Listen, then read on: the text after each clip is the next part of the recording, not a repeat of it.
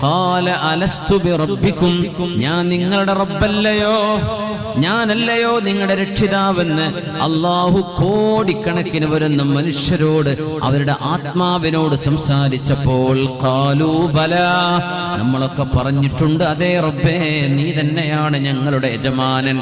പക്ഷെ നമുക്കത് ഓർമ്മയില്ല.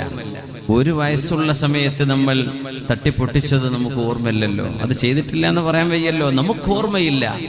ആലമുൽ അർവാഹിൽ നടന്ന ആ സംഭാഷണം ഓർമ്മപ്പെടുത്താനാണ് പ്രവാചകന്മാർ വന്നത്.